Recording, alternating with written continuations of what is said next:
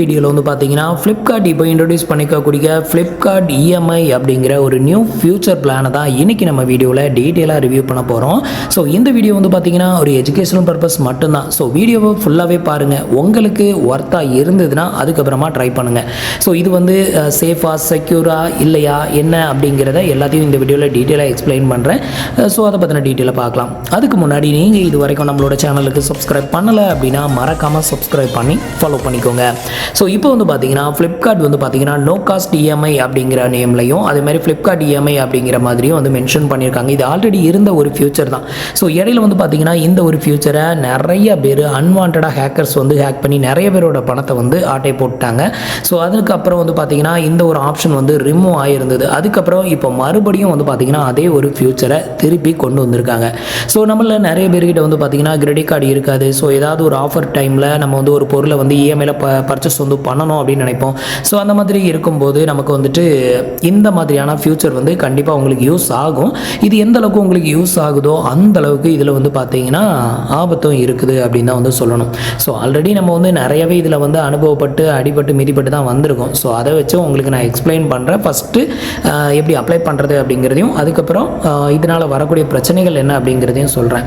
So first வந்து பார்த்தீங்கன்னா உங்களோட ஃப்ளிப்கார்ட் அக்கௌண்ட்டை வந்து ஓப்பன் பண்ணிக்கோங்க. ஓப்பன் பண்ணிங்க அப்படின்னா கீழே வந்து பார்த்தீங்கன்னா அக்கௌண்ட் அப்படிங்கிற ஒரு செக்ஷனை வந்து கிளிக் பண்ணிக்கோங்க. அதை கிளிக் பண்ணிங்க அப்படின்னா இந்த மாதிரியான ஒரு இன்டர்ஃபேஸ் வருவீங்க.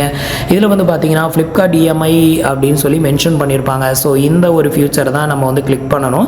ஸோ இது வந்து பார்த்தீங்கன்னா உங்களுக்கு எலிஜிபிலிட்டி இருந்தால் மட்டும்தான் இந்த ஒரு ஆப்ஷன் வந்து காமிக்கும். ஸோ இந்த ஒரு ஃபியூச்சர் மூலமாக அவங்க என்ன சொல்கிறாங்க அப்படின்னா நீங்கள் வந்து 3 மந்த்துக்கு இஎம்ஐ எடுத்தீங்க அப்படின்னா எந்த ஒரு எக்ஸ்ட்ரா இன்ட்ரெஸ்ட்டோ ப்ராசஸிங் ஃபீயோ இல்லாமல் ஸோ இந்த ஒரு ஃபீச்சரை யூஸ் பண்ணி நீங்கள் வந்து 3 மந்த்துக்கு இஎம்ஐ வந்து எடுத்தீங்க அப்படின்னா உங்களுக்கு வந்து எந்த ஒரு வட்டியும் இல்லாமல் 0% இன்ட்ரெஸ்ட்டில், அதான் நோ காஸ்ட் இஎம்ஐ அப்படின்னு சொல்லுவாங்க, உங்களுக்கு ப்ராடக்ட் ஷாப்பிங் வந்து பண்ணிக்கலாம் அப்படிங்கிற மாதிரியும் வந்து மென்ஷன் பண்ணியிருக்காங்க.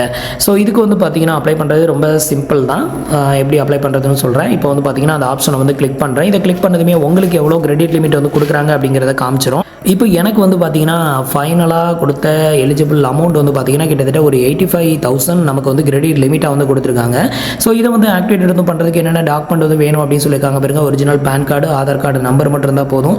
அடுத்தது வந்து பார்த்தீங்கன்னா ஆட்டோ டெபிட் செட்டப்பை கம்ப்ளீட் பண்ணுறதுக்கு ஏடிஎம் கார்டு வந்து வேணும் அப்படிங்கிறதையும் மென்ஷன் பண்ணியிருக்காங்க. ஸோ இப்போ வந்து பார்த்தீங்கன்னா ப்ரொசீட் அப்படிங்கிற ஆப்ஷனை கிளிக் பண்ணிடுவோம். இப்போ வந்து பார்த்தீங்கன்னா அதே டீட்டெயில் தான் மறுபடியும் உங்களுக்கு டீட்டெயிலாக வந்து ஷோ பண்ணும். ஸோ ஆட்டோமேட்டிக்காக அடுத்த பேஜ் வரும், வெயிட் பண்ணுங்கள்.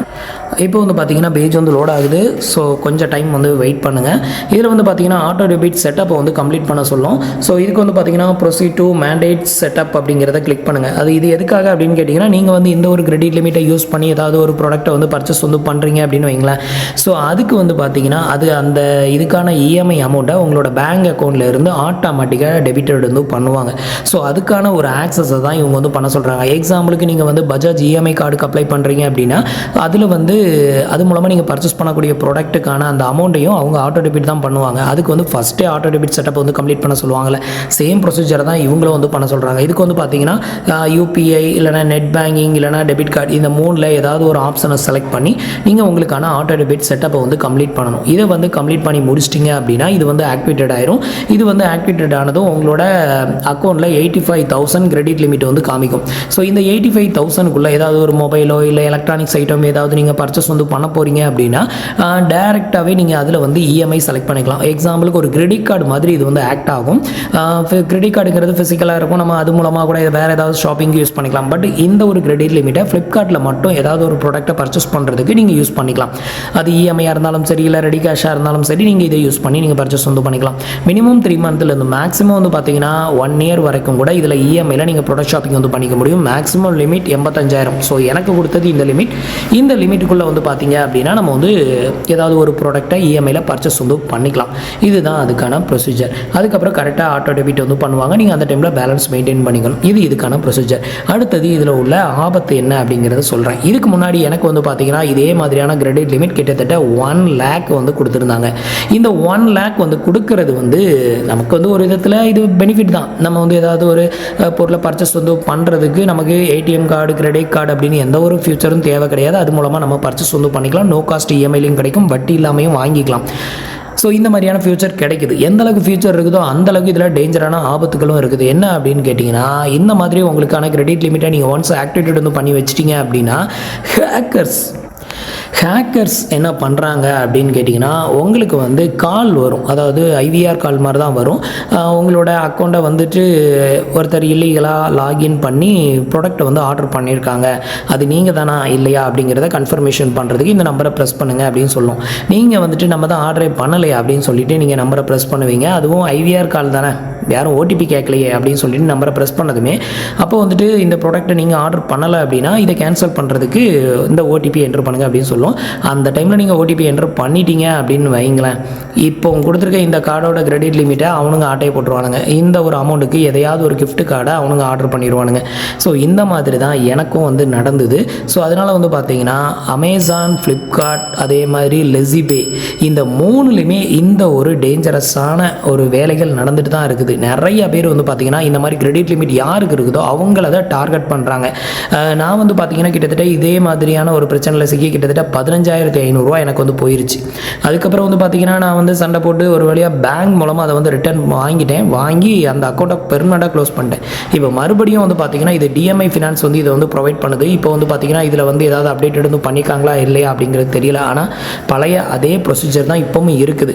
ஜஸ்ட் நீங்கள் தெரியாமல் யாருக்காவது ஓடிபி ஷேர் பண்ணால் கூட இந்த அமௌண்ட் வந்து லாஸ் ஆகிறதுக்கு வாய்ப்பு இருக்குது. இதனால் என்ன ஆகும் அப்படின்னு கேட்டிங்கன்னா, அது யார் யூஸ் பண்ணாலும் சரி அதுக்கான அமௌண்ட்டை நீங்கள் தான் கட்டணும். இதை ஃப்ளிப்கார்ட் வந்து ஒத்துக்கவே செய்யாது. ஸோ அவனுங்களும் கூட்டு சதி தான் பண்ணுறானுங்க.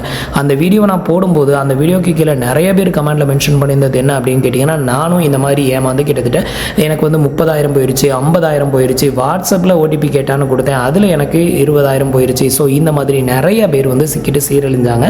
ஸோ முடிஞ்ச வரைக்கும் நீங்கள் வந்து அமேசான் இஎம்ஐ, அதே மாதிரி வந்துட்டு பே நோ பே லேட்டர்னு சொல்கிறது, அதுக்கப்புறம் ஃப்ளிப்கார்ட் இஎம்ஐன்னு சொல்கிறது, அதுக்கப்புறம் வந்து பார்த்தீங்கன்னா லெஸிபேலையும் இதே பே நோ பே லேட்டர் இருக்குது. லெஸிபேலலாம் இப்போ லாஸ்ட் 1 மந்த்துக்கு முன்னாடி கூட எனக்கு வந்து ஃபாரின் கால்ஸ் நிறைய வரதான் செஞ்சுது. அதே மாதிரி தான் ஃபாரின் கால் நம்பரில் தான் வரும். ஜஸ்ட் நீங்கள் ஓடிபி என்ட்ரு பண்ணிட்டீங்க அப்படின்னா அதோட சோலி முடிஞ்சுங்க, உங்களோட பணத்தை ஆட்டையை போட்டுருவானுங்க. ஸோ இந்த மாதிரி இன்கேஸ் நான் வந்து சேஃப் அண்ட் செக்யூராக இருந்துக்குவேன் அப்படிங்கிறவங்க வேணால் ஆக்டிவேட் வந்து பண்ணிக்கோங்க. அப்படி ஆக்டிவேட் வந்து பண்ணிங்கன்னா ஓடிபியை எந்த காரணத்தையும் கொண்டு யாருக்கும் நீங்கள் வந்து கொடுக்கக்கூடாது. அதே மாதிரி வந்து ஃபாரின் கால் நம்பர் ஏதாவது வந்ததுன்னா அட்டனே பண்ணாதீங்க, அப்படியே கட் பண்ணி விட்டுருங்க. அதே மாதிரி ஓடிபி ஐவிஆர் கால் தானே அப்படின்னு நினச்சி ஓடிபி என்ட்ரு பண்ணாதீங்க. அதே மாதிரி இந்த ஆர்டர் நான் ப்ளேஸ் பண்ணல அப்படின்னு சொல்லி கால் வந்துச்சு அப்படின்னாலும் அதை வந்து கட் பண்ணி விடுறது சேஃப். கிட்டத்தட்ட எனக்குலாம் வந்து பார்த்தீங்கன்னா அந்த லெஸிபேல இருந்து ஒரே நாளில் 10 டைமுக்கு மேலே கால் வந்துச்சு. நான் வர்ற நம்பரை பூரா பிளாக் லிஸ்ட்டில் போட்டதுனால தான் தப்பிச்சேன். இல்லைனா எனக்கு வந்து அதில் கிரெடிட் லிமிட் இருக்குது. இப்போ வரைக்கும் நான் அதை க்ளோஸ் பண்ணலை. அதில் உள்ள அமௌண்ட்டை ஆட்டை போடுறதுக்கு நிறைய டைம் ட்ரை பண்ணியிருக்காங்க. அதே மாதிரி ஃப்ளிப்கார்ட்டில் உள்ள அமௌண்ட்டை எனக்கு ஆல்ரெடி ட்ரை பண்ணி அமௌண்ட்டை ஆட்டையும் போட்டிருக்கிறாங்க. ஸோ இது வந்து எந்த அளவுக்கு யூஸ்ஃபுல்னு நினைக்கிறீங்களோ அந்த அளவுக்கு இதில் ஆபத்தும் இருக்குது. உங்களால் சேஃப் அண்ட் செக்யூராக இருக்க முடியும், நான் வந்து நல்லா பிரில்லியன்ட், எனக்கு எல்லாமே தெரியும் அப்படிங்கிறவங்க வேணால் ட்ரை பண்ணுங்கள். மற்றபடி நான்லாம் இதெல்லாம் கண்டுக்கவே மாட்டேன், எனக்கெலாம் அந்த மாதிரி அன்வான்ட் கால்ஸ் வந்தால் ஏமாறக்கு நிறைய வாய்ப்பு இருக்குது அப்படின்னு உங்கள் மேலே உங்களுக்கு நம்பிக்கை இல்லைனா தயவு செஞ்சு இந்த மாதிரியான ஒரு ஃபியூச்சரை ஆக்டிவேட்டட் வந்து பண்ணாமல் இருக்கிறது சேஃப் அண்ட் செக்யூர். இந்த மாதிரி ஆக்டிவேட்டட் வந்து பண்ணி அந்த பணத்தை கொடுத்துட்டு தேவையில்லாமல் எவனோ ஆட்டை போட்டு போன பணத்துக்கு நம்ம வட்டி கட்ட வேண்டிய நிலைமை நிறைய பேருக்கு வந்திருக்கு. ஸோ உங்களுக்கும் வராமல் இருக்கணும் அப்படின்னா இந்த மாதிரியான ஃபியூச்சரை எனபிள் பண்ணாமல் இருக்கிறதே பெஸ்ட். நான் வந்து பார்த்தீங்கன்னா ஆக்டிவேட்டட்லாம் வந்து பண்ணலை. எனக்கான கிரெடிட் லிமிட் 85,000 கொடுத்துருக்காங்க, அவ்வளோதான். இதை வந்து ஆக்டிவேட்டட் வந்து பண்ணலை. இப்போ ஆக்டிவேட்டட் வந்து பண்ணால் தான் யாரும் ஆட்டை போட முடியும், நம்ம தான் ஆக்டிவேட்டட் பண்ணலையா. ஸோ இதனால தான் நானும் ஆக்டிவேட் வந்து பண்ணலை. ஸோ நான் சொல்ல வந்தது உங்களுக்கு புரிஞ்சிருக்கும் அப்படின்னு நினைக்கிறேன். இந்த ஒரு ஃபியூச்சரை எனபிள் பண்ணால் சேஃப் அண்ட் செக்யூராக ரொம்ப கிளியராக இருந்துக்கிடணும். ஏதாவது டென்ஷனில் ஏதாவது ஒரு கால் அட்டன் பண்ணேன், ஓடிபியை கொடுத்தேன், தூக்கத்தில் ஓடிபி என்ட்ரு பண்ணேன் அப்படின்லாம் நிறைய பேர் சொல்லிலாம் காசை விட்டுருக்காங்க. ஸோ அந்த மாதிரிலாம் வந்து நடக்குது. இன்றைக்கி இருக்கக்கூடிய சூழ்நிலையில் நிறைய பேர் பணத்தை ஆட்டை போட தான் பிளான் பண்ணுறாங்க. ஸோ அதனால் கொஞ்சம் சேஃப் அண்ட் செக்யூராக இருந்துக்காங்க. ஸோ இன்றைக்கி நான் உங்களுக்கு எக்ஸ்பிளைன் பண்ண இந்த ஃபியூச்சர் பற்றின டீட்டெயில் உங்களுக்கு தெரிஞ்சிருக்கும்னு நினைக்கிறேன், எந்த அளவுக்கு செக்யூர் அப்படின்னு சொல்லிட்டு. இருக்கிறப்போ வந்து பார்த்திங்கன்னா இது வந்து அந்தளவுக்கு சேஃபான ஒரு ஃபியூச்சர் கிடையாது. ஸோ முடிஞ்ச வரைக்கும் சேஃபாக இருந்துக்கோங்க. ஸோ இன்றைக்கி நான் சொல்ல வந்தது உங்களுக்கு புரிஞ்சிருக்கும் அப்படின்னு நினைக்கிறேன். இன்றைக்கி வீடியோ உங்களுக்கு யூஸ்ஃபுல்லாக இருந்தது அப்படின்னா உங்களோட ஃப்ரெண்ட்ஸ் அண்ட் ரிலேட்டிவ்க்கு ஷேர் பண்ணுங்கள். மீண்டும் ஒரு நல்ல வீடியோவில் சந்திக்கலாம். தேங்க்ஸ் ஃபார் வாட்சிங்.